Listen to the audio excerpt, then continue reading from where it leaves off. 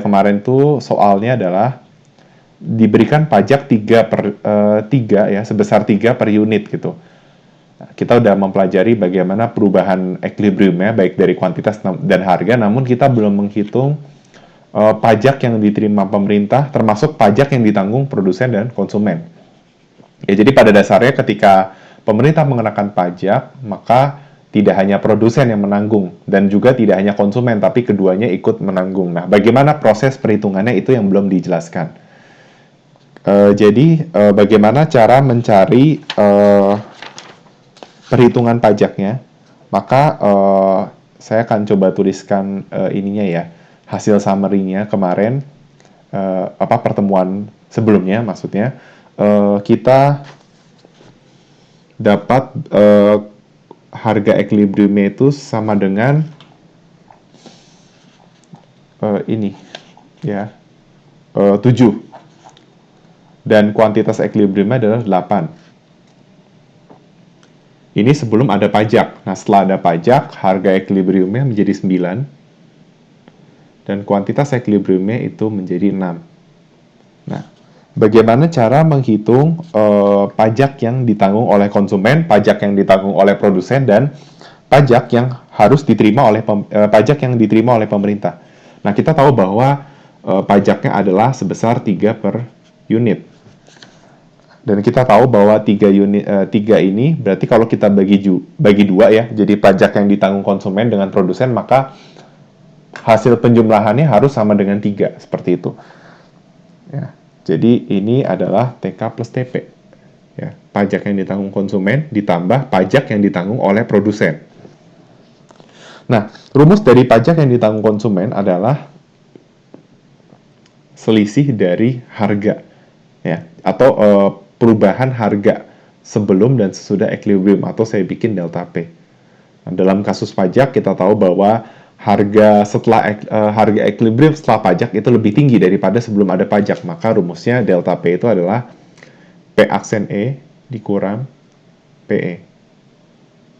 Hasilnya adalah sama dengan 2. Seperti itu. Jadi kenapa rumus dari pajak yang ditanggung konsumen adalah delta P? Karena logikanya adalah kalau sebelum pajak dia harus membayar $7, nah sesudah ada pajak dia harus bayar 9 ya. Dari 7 ke 9 berarti perubahan harga akibat adanya pajak itu merupakan pajak yang ditanggung oleh konsumen. Sedangkan pajak yang ditanggung oleh produsen adalah besarnya pajak dikurangi pajak yang sudah ditanggung oleh konsumen. Seperti itu. Berarti pajak yang ditanggung oleh produsen adalah 3 dikurang 2, yaitu sebesar 1. Nah, bagaimana menghitung pajak yang diterima oleh pemerintah? Ya, ini kode ya, TK itu pajak yang ditanggung oleh konsumen gitu. Kalau TP itu pajak yang ditanggung oleh produsen. Ini pajak tanggung konsumen, ini pajak yang ditanggung oleh produsen. Nah, sekarang bagaimana kita mencari pajak yang diterima oleh pemerintah? Rumusnya adalah T besar sama dengan T kecil dikali Q aksen E. Atau pajak yang diterima pemerintah adalah pajak per unit dikali kuantitas equilibrium setelah adanya pajak. Kita tahu besarnya pajak adalah 3.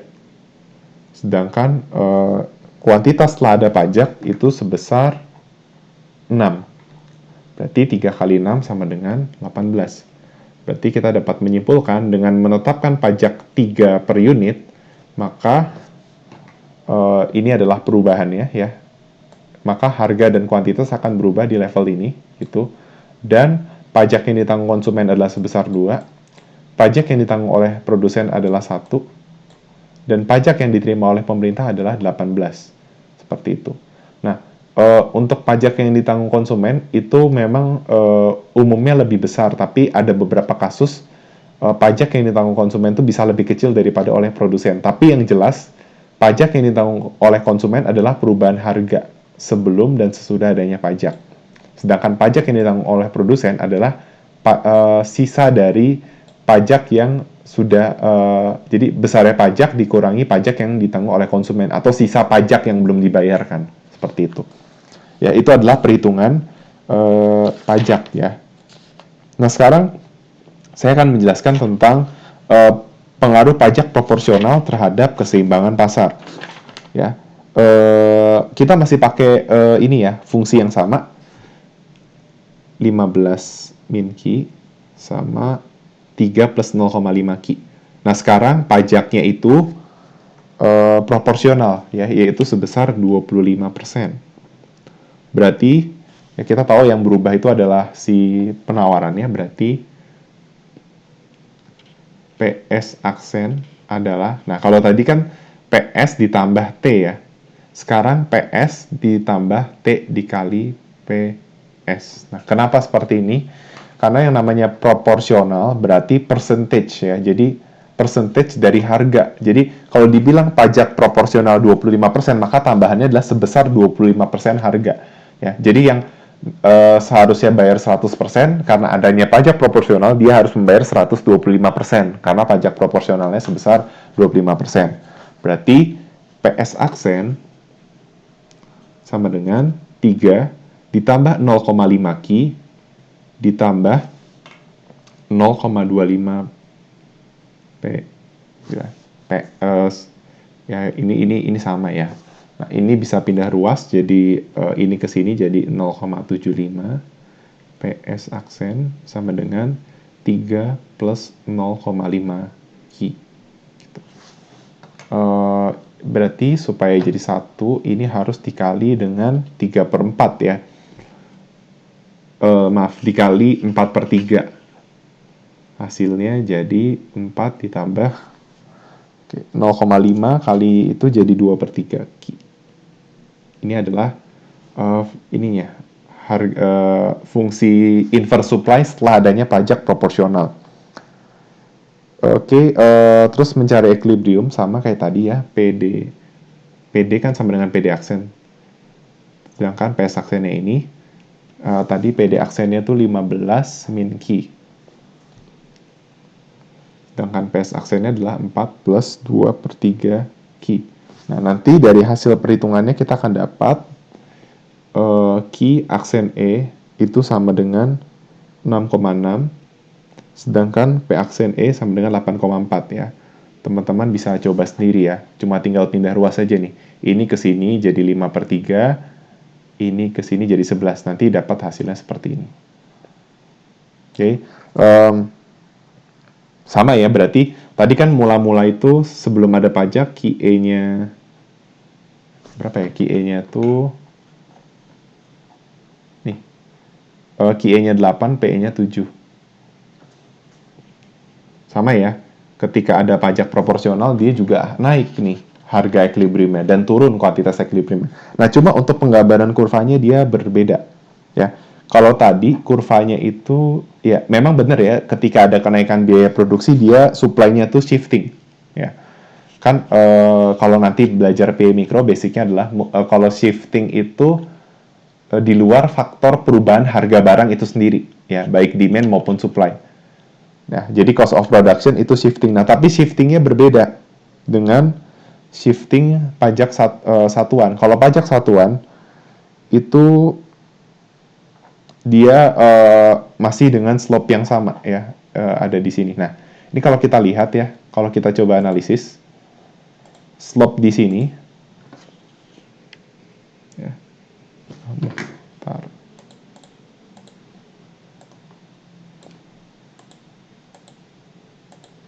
Oke. Slope di sini dengan slope di sini itu sama. Oke. Ini sama. Bisa lihat dari persamaannya ya, slope-nya tidak berubah ya. 3 plus 0,5 Q terus jadi 6 plus 0,5 Q. Slope-nya sama-sama 0,5. Tapi untuk pajak proporsional itu slope-nya memang intercept-nya juga bergeser dari 3 ke 4. Tapi kita bisa lihat slope-nya dari 0,5 jadi 2/3. Oke.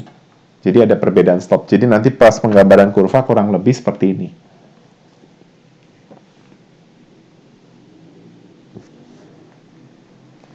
Ini QD gitu kan. Terus misalnya ini QS mula-mula. Nah, nanti dia di atas gini tetap, tapi dia beda slope-nya ya. Mungkin nggak securam ini, tapi yang jelas slope-nya tidak sama seperti yang seperti ini mungkin ya, kias aksen. Ya, jadi slope di sini, ya, slope 1 dengan slope 2 itu berbeda. Ya. Kalau ini 0,5, yang ini adalah 0,67. Seperti itu. Nanti kalau gambarnya benar, ini adalah equilibrium mula-mula, ya, di mana QE sama dengan 8 dan PE itu sama dengan 7. Ya, terus di sini itu P aksen E-nya tadi 8,4.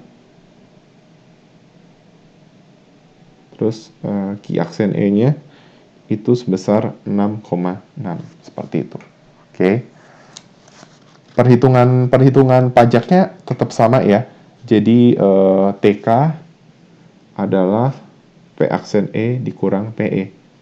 Ya, P aksen E-nya 8,4, PE-nya sebesar 7, yaitu 1,4.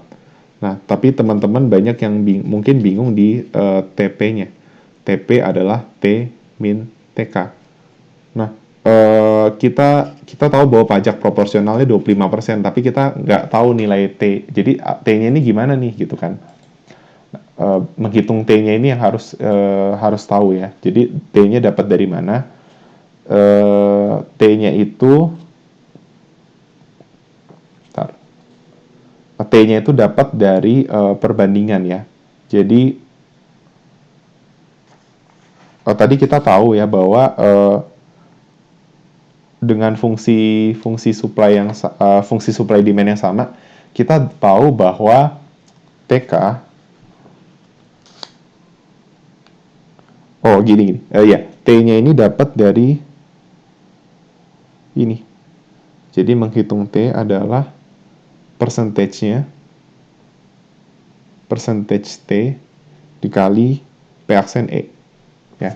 Kan logikanya dia 25%. Ya, 25% proporsinya, dan setelah ada pajak harganya adalah sebesar 8,4. Berarti logikanya pajak per unitnya adalah 25% atau 1/4 dikali P aksen E 8,4. Hasilnya adalah 2,1. Jadi dapat T-nya adalah 2,1, sehingga kita bisa cari TP sama dengan T minus TK, yaitu 2,1 kurang 1,4. Hasilnya adalah 0,7. Nah, karena ini fungsi demand dan supply yang sama, kita bisa melihat ya, bahwa tadi kan TK-nya itu, kalau teman-teman masih ingat, TK-nya 2. Terus TP-nya 1. Yang bisa kita simpulkan apa? Ini tuh 66,67% ya, atau 2/3. Sedangkan ini adalah sepertiganya. Nah, dengan pajak proporsional juga ternyata persentase perbandingannya sama, tapi jumlahnya beda ya. TK-nya di sini 1,4, terus TP-nya itu 0,7.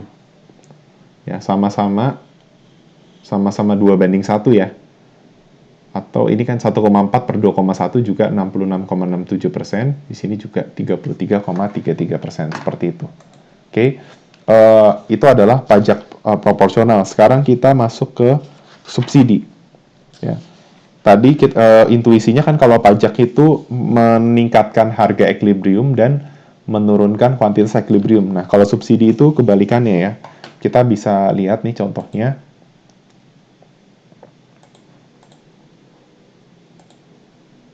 Nah, subsidi. Kita masih pakai ini ya, fungsi yang sama. Ini subsidi. P ini 15 min Q.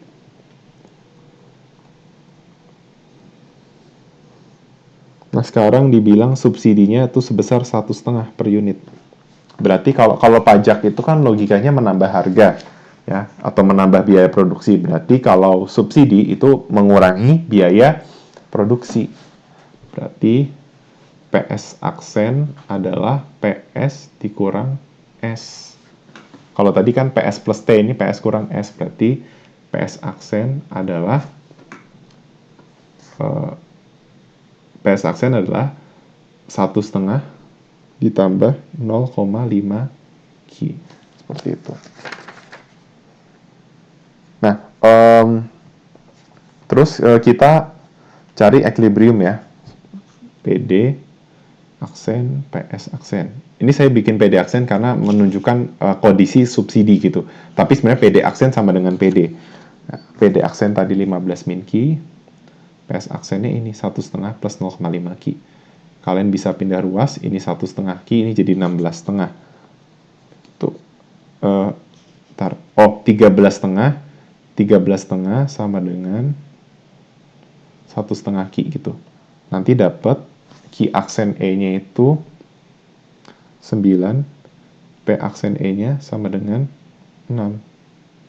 Nah, kalau kita compare dengan kondisi sebelum subsidi, itu QE-nya 8, PE-nya 7. Iya ya.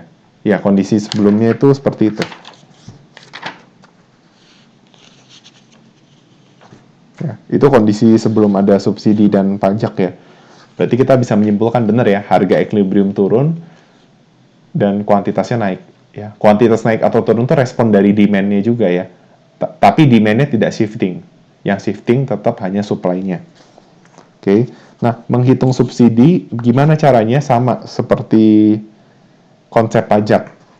Kalau misalnya subsidi sebesar 1,5 per unit, berarti subsidi yang ditanggung konsumen itu adalah selisih harga atau perubahan harga aja. Tapi subsidi yang diterima produsen, kalau pajak kan ditanggung, subsidi itu istilahnya diterima. Ya, subsidi yang diterima konsumen berarti selisih harga. Nah, karena kita tahu bahwa harga setelah equilibrium lebih kecil, berarti rumusnya adalah PE dikurang P aksen E. Ya, 7 kurang 6, 1. Subsidi produsen S min SK. 1,5 kurang 1 hasilnya 0,5. Seperti itu. Terus besarnya subsidi, nah, tadi kan berarti subsidi per unit dikali kuantitas setelah ada subsidi. Kalau tadi kan pajak dikali kuantitas setelah ada pajak. Berarti 9 kali 1,5. Hasilnya adalah 13,5. Itu. Ya, ini adalah kasus untuk subsidi. Nah, kalau mau digambarkan kurvanya, berarti dia berbeda dengan yang berbeda dengan yang pajak. Kalau pajak kan tadi supply itu bergeser ke kiri atas. Nah, secara ekonomi, kurva supply bergeser ke kiri atas itu berarti menunjukkan adanya peningkatan biaya produksi. Seperti itu. Ya, kan supply itu adalah marginal cost kalau di perfect competition market. Berarti ketika ada peningkatan biaya produksi, marginal cost meningkat. Tapi kalau subsidi itu penurunan biaya produksi, jadi supply-nya bergeser ke kanan bawah. Ya, jadi seperti ini kurang. Saya menjelaskan sekali lagi untuk penggambarannya ya. Mungkin tadi ada yang masih bingung, kan QD tadi PD sama dengan 15 min Q. Nah, cara menggambar kurvanya gimana?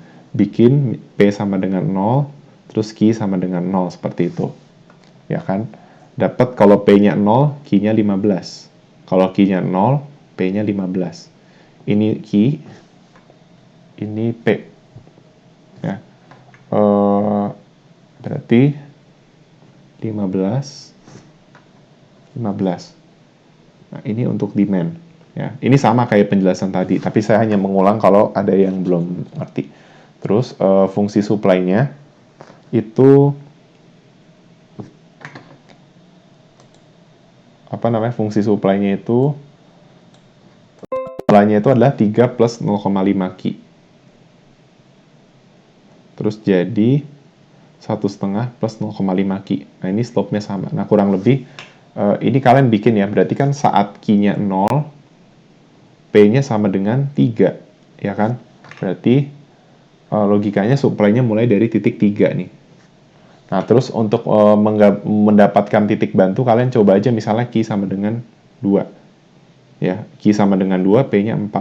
Nah, ini sebagai titik bantu nih. Ya. 2, 4. titik. Terus tarik garis nih dari sini ke sini. Dapatlah fungsi supply. Setelah ada subsidi 1,5. Ya kurang lebih seperti inilah 1,5. 1,5 kalian juga bisa pakai garis bantu ya. Kan Q sama dengan 0, P-nya 1,5. Berarti kita bikin misalnya kalau Q-nya 2 berarti berapa P-nya? Kalau Q-nya 2 berarti P-nya 2,5. Ya. Ini hal sederhana yang harus kalian pahami. 2, terus misalnya 2,5 tuh di sini. Seperti ini gambarnya. Dan kalau gambar kalian akurat, ya, ini adalah QE, ini adalah kan aksen ya, berarti ini Q aksen E, ini QE. Ini adalah PE, dan ini adalah P aksen E, seperti itu. Itu kalau gambar kalian akurat. Dan perlu ditekankan, ini subsidinya dia spesifik ya, jadi slope-nya ini harus sama nih. Sama-sama ini slope harus sama dengan setengah ya. Tahu dari mana setengah? Dari persamaan ini. Ini slope-nya. Oke. Itu adalah penjelasan untuk yang subsidi. Nah, kalau misalnya di subsidi proporsional jarang ya. Tapi kalaupun ada subsidi proporsional, teman-teman bisa coba kerjakan seperti yang soal pajak tadi. Cuma beda konsepnya cuma di ini aja sih, di supply-nya aja. Yang harusnya tadi ditambah, berarti sekarang dikurang. Kayak gitu. Ya. Ini kan kalau subsidi spesifik. Nah, berarti kalau subsidi proporsional kurang lebih seperti inilah. PS aksen sama dengan PS dikurang SP gitu. Terus ini ya nanti kayak pindah ruas aja nih. Kan berarti 1 min SP gitu. Ya, kayak mirip kayak pajak, cuma bedanya konsepnya ini kalau tadi kan plus TP, sekarang min SP gitu. Dimana T-nya tadi percentage, nah S-nya sekarang percentage ya. Tapi biasanya subsidi itu kasusnya dia spesifik, sama seperti pajak spesifik, seperti itu. Oke, sekarang saya akan melanjutkan pembahasan untuk keseimbangan, tapi untuk kasus dua macam barang. Sebenarnya nggak hanya bisa dua macam barang, tapi bisa N macam barang gitu. Tapi yang mau saya tekankan adalah untuk kasus dua macam barang, itu ya tetap QD sama dengan QS, tapi yang membedakan adalah secara parsial gitu. Jadi kalau tadi kan QD sama dengan QS, nah kalau sekarang QDX sama dengan QSX seperti itu misalnya, atau QDY sama dengan QSY seperti itu. Ya, jadi demand sama dengan supply untuk masing-masing barang. Nah, misalnya saya punya fungsi permintaan untuk masing-masing barang tuh seperti ini. Ya, QDX itu sama dengan 10 min 4 PX plus 2 PY. Sedangkan QSX sama dengan min 6 plus 6 PX.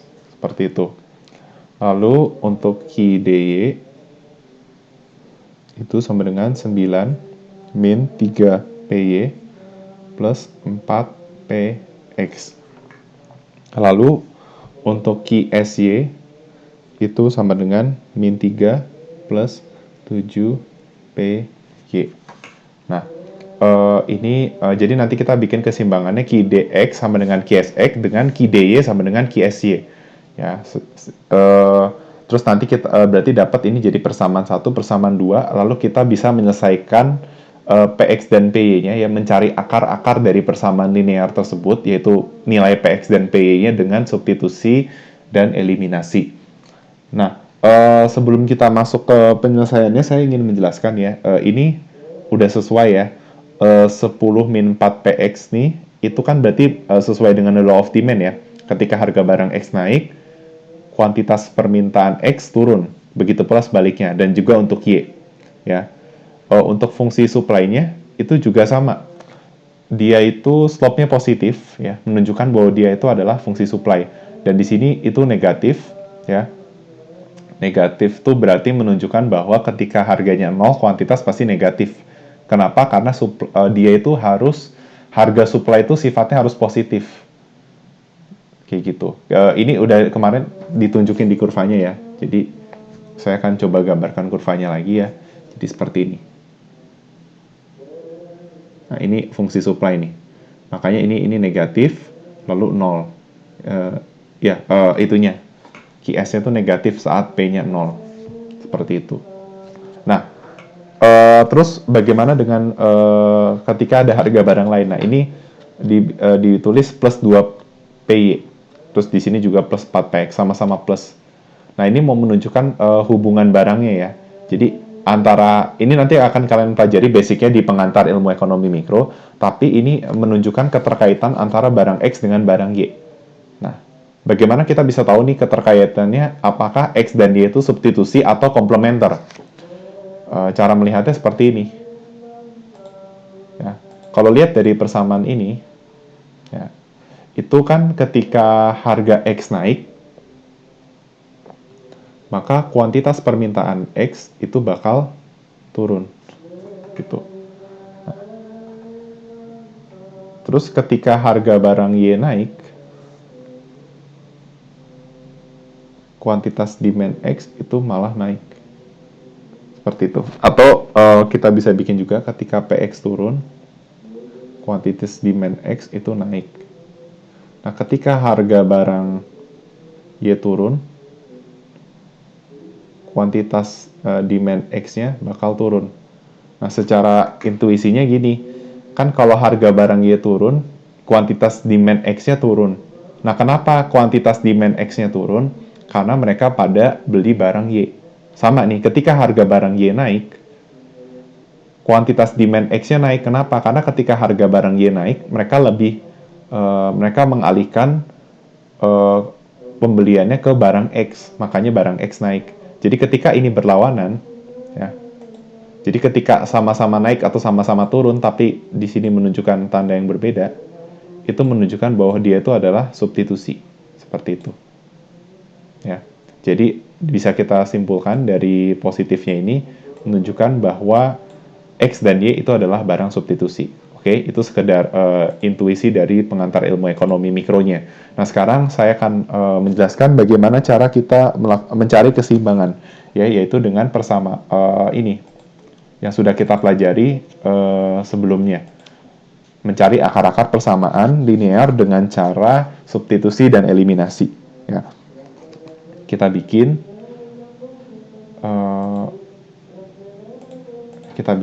Q dx sama dengan Q sx. Q dx-nya itu 10 min 4 px plus 2 py, sedangkan Q sx-nya adalah min 6 plus 6 px. Ya, kita bisa saling pindah ruas. Ini x, misalnya ini ke sini jadi min 10 px plus 2 py sama dengan min 16. Ya. Kalau mau kita positifin bisa nggak? Caranya ini sisi kiri kali min 1, sisi kanan kali min 1. Jadi 10 px min 2 py sama dengan 16. Ya. Seperti itu. Misalnya. Nah, terus kita cari yang barang Y. Ya. Barang Y berarti 9 min 3 py plus 4 px sama dengan min 3 plus 7 py. Nah, berarti 4 px, ya, ini ke sini jadi min 10 py sama dengan pindah ke sini jadi min 12. Nah, jadi kita punya dua persamaan. Nah, tadi kita aplikasikan eliminasi substitusinya. Misalnya supaya mudah, terserah ya, kalian mau bikin X-nya atau Y-nya. Misalnya aku bikin X-nya yang disamain, berarti ini tuh dikali 2,5, supaya sama-sama 10. Ya, ini dikali 2,5, jadi ini tuh jadi 10 px min 25 py.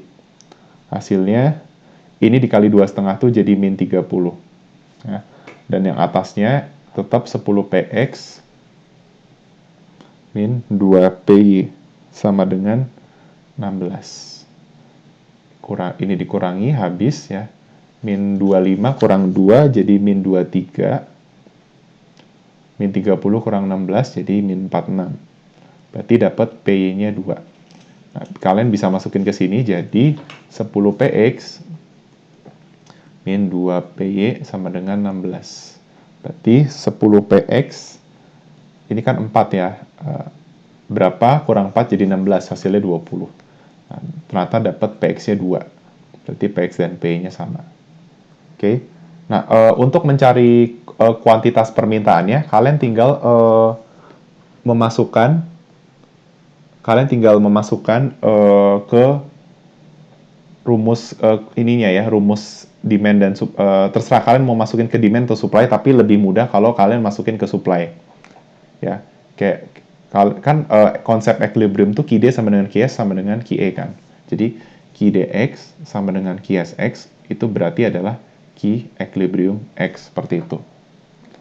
Berarti kalian masukin tadi QS-nya itu adalah min 6 plus 6PX, berarti min 6 ditambah 6 PX 2. Berarti dapat ini equilibrium ya.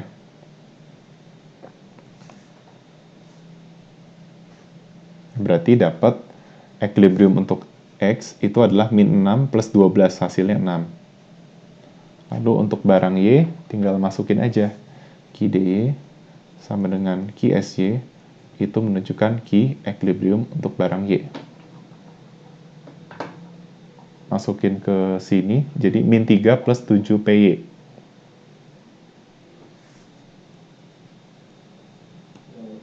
Berarti min 3 ditambah 7 kali 2. 7 kali 2, 14. 14 kurang 3 berarti 11. Berarti dapat QY equilibriumnya sama dengan 11. Seperti itu. Ya. Jadi ini mengaplikasikan materi persamaan linear dua variabel yang sudah kita pelajari sebelumnya. Seperti itu. Nah, terus kita akan belajar ada aplikasi-aplikasi lain ya, seperti fungsi biaya penerimaan, terus ada break even point seperti itu, dan fungsi anggaran. Mungkin saya ke fungsi anggaran dulu ya. Fungsi anggaran, atau yang kita biasa sebut sebagai budget constraint. Oke.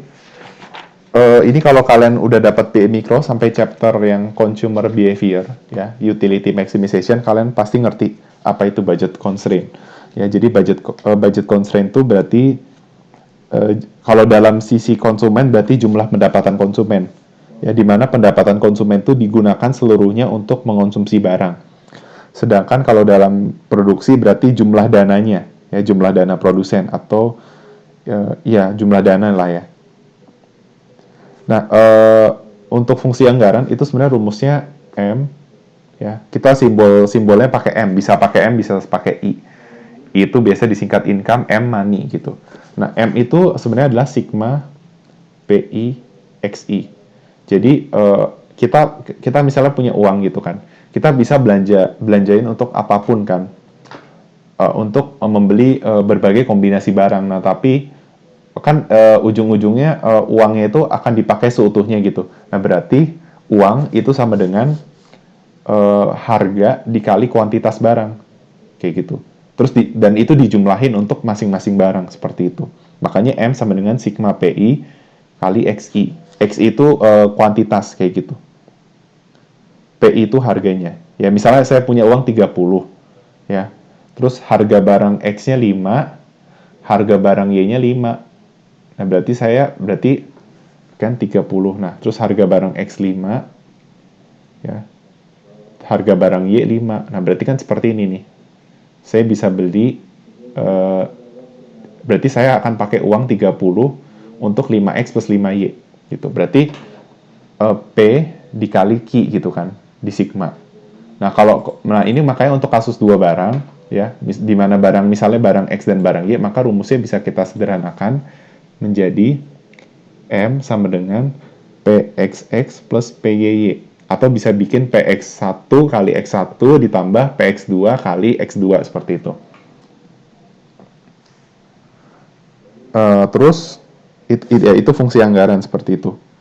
Nah, berarti nanti bikin kurvanya itu ada sumbu Y dan sumbu X. Ya, kalau kasus dua barang kita bisa gambarkan kurvanya, tapi kalau lebih dari dua barang itu penggambarannya lebih kompleks seperti itu. Nah, misalnya ceritanya dia punya uang 100.000, ya, berarti M sama dengan 100.000, di mana harga barang X itu adalah 500 dan harga barang Y adalah 1.000. Nah, dia mau tahu berapa sih jumlah X yang bisa uh, jumlah X maksimum yang bisa dikonsumsi dan jumlah Y yang bisa dikonsumsi secara maksimum, atau bagaimana cara untuk membagi income-nya sama rata untuk membeli barang X dan barang Y. Nah, caranya gimana? Caranya pakai persamaan ini. Berarti M sama dengan PXX plus PY, berarti 100.000 sama dengan 500X plus 1000Y. Seperti itu. Nah, supaya kita bisa mengetahui nanti juga di penggambaran kurvanya ya, sama seperti gambar kurva permintaan kan gitu ya. Kan kalian harus bikin Q-nya 0, terus dapat P-nya berapa, terus masukin P-nya 0, Q-nya berapa. Nah, ini juga sama. Kalau kalian mau mencari X maksimum dan Y maksimum, berarti kalian bikin nih misal X-nya 0. Nah, kalau X-nya 0, dapat berapa Y-nya? Nah, ternyata dapat Y-nya adalah 100. Ya. Y maksimumnya 100 di sini misalnya, terus X maksimum 200. Nah, seperti itu. Itu adalah anggarannya. Yang namanya garis anggaran berarti menunjukkan ini adalah daerah yang bisa dikonsumsi. Gitu. Kalau saya arsir, itu seperti ini. Ini yang bisa dikonsumsi nih. Ya. Tapi kalau daerah di luar garis anggaran, itu adalah daerah yang tidak bisa diraih. Kenapa? Karena uangnya tidak mencukupi untuk mengonsumsi di level sini. Kayak gitu. Nah, tapi selama dia mengonsumsi di garis titik-titik yang ada di garis ini, maka dia menggunakan seluruh uangnya untuk mengonsumsi barang. Seperti itu. Nah, jadi kita bisa, ini tuh menunjukkan Y maksimum. Ya. Kalau di sini itu menunjukkan X maksimum.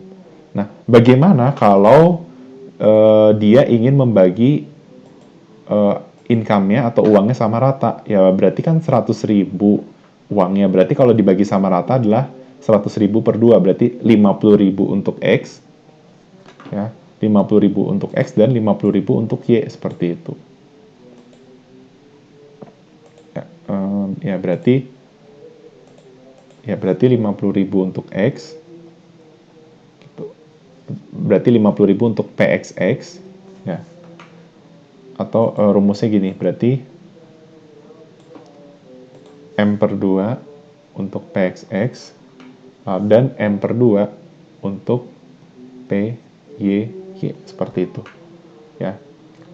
Kan income-nya 100.000, berarti 50.000 sama dengan PXX. PX-nya adalah 500. Ya, berarti 50.000 sama ya 500X.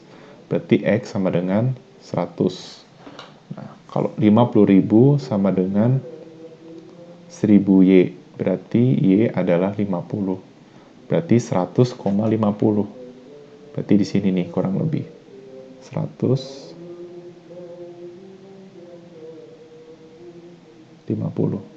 Ya. Nah, berarti dia akan konsumsi di sini. Ya, saya kasih titik ini misalnya. Nah, secara logika juga masuk akal ya. Dia itu konsumsinya setengah ya. Setengah dari maksimum, ya, setengah dari X max, dan setengah dari Y max, seperti itu. Itu kalau untuk kasus persamaan anggaran. Ya. Pokoknya selama dia mengonsumsi di titik-titik yang ada di kurva anggaran, berarti dia menggunakan seluruh income-nya, seperti itu. Nah, ini adalah kasus di mana dia membagi income-nya untuk mengonsumsi X dan Y dengan sama rata, seperti itu. Ya.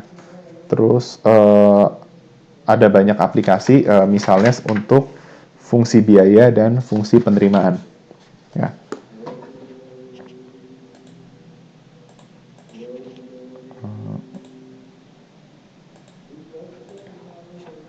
ya kita ada dua lagi, fungsi biaya penerimaan lalu menunjukkan break even point. Berarti kalau break even point ada revenue.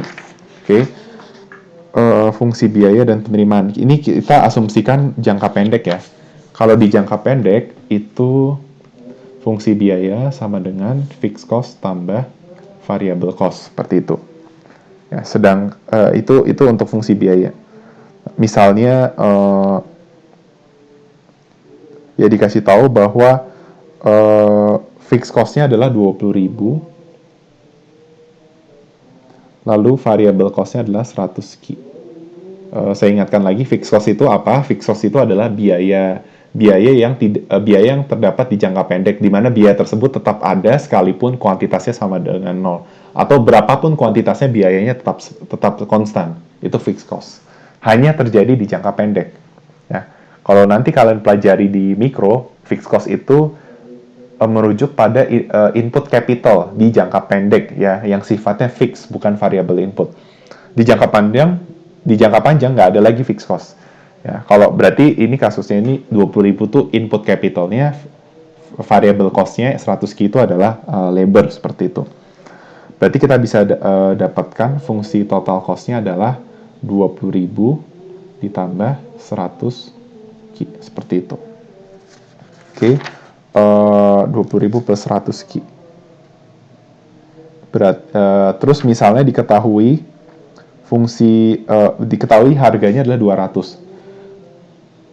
Berarti total revenue adalah, total revenue apa? Total penerimaan itu adalah harga dikali kuantitas ya. Berarti P kali Q, 200 Q, seperti itu. Karena TR adalah P kali Q. Seperti itu. Nah, sekarang kita coba gambarkan kurva biaya. Kurva biayanya terlebih dahulu ya. Ini kita bisa bikin cost, revenue, profit. Terus ini adalah quantity.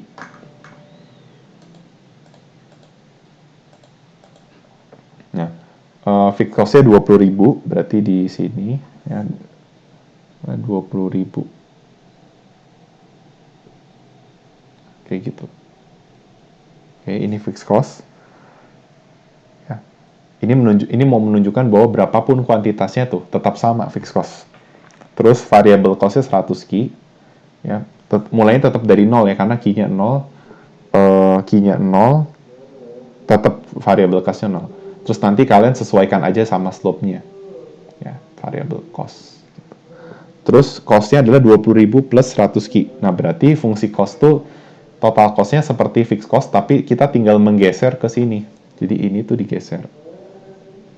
Jadi slope di sini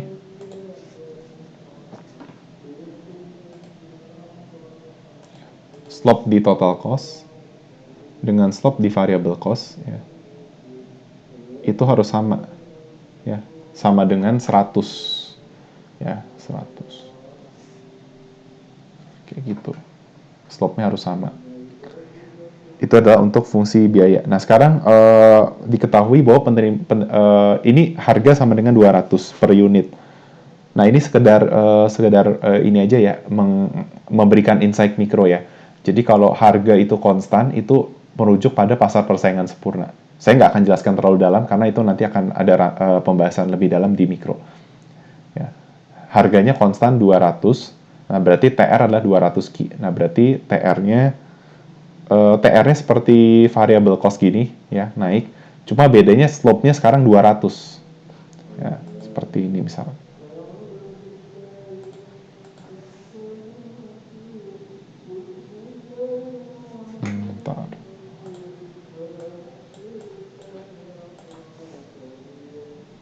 Misalnya seperti ini. Nah, ini adalah total revenue, yaitu sebesar 200 Ki. Nah, apa yang dimaksud dengan break even point? Break even point itu ketika break even point itu suatu keadaan di mana total revenue sama dengan total cost, atau suatu kondisi di mana profit sama dengan 0, seperti itu. Ya. Kan profit itu adalah TR min TC. Ya. Jadi ketika TR sama dengan TC, maka profit sama dengan 0. Nah, ini adalah break even point-nya. Nah, kalau kalian gambarkan dengan akurat, kalian akan menemukan kuantitas di sini itu adalah kuantitas break even point dan revenue yang sama dengan cost. Kayak gitu. Sekarang saya akan sekarang kita coba hitung break even point-nya ya. Berarti kan revenue sama dengan cost. Revenue-nya 200 Ki. Cost-nya adalah 20.000 ditambah 100 Ki.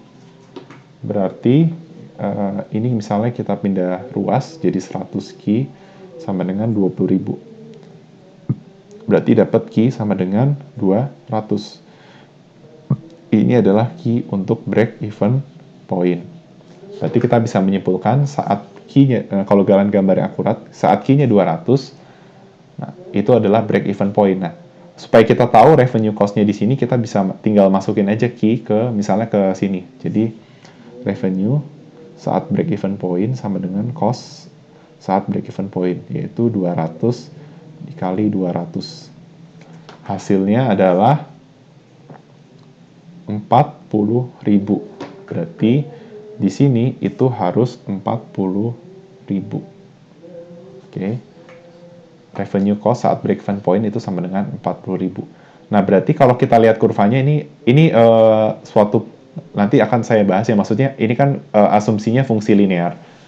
Nanti kita akan belajar yang konsep yang non-linear dan alasan kenapa modelnya menjadi non-linear. Kan kita udah tahu kalau model linear itu kenapa di kehidupan nyata memang tidak ada yang benar-benar linear, tapi kita pada dasarnya ingin menyederhanakan suatu fenomena yang ada di kehidupan nyata. Nah, tapi dari kurva ini kita bisa melihat bahwa kuantitas break-even point itu 200. Berarti untuk kasus usaha ini, ya, kita bisa lihat bahwa ketika key-nya di bawah 200, itu total cost di atas total revenue. Ya. Jadi ketika key di bawah 200, ya, bisa kita lihat nih, di bawah 200 nih, revenue-nya di bawah cost. Tapi ketika key-nya lebih dari 200, revenue-nya di atas cost. Apa yang bisa kita simpulkan?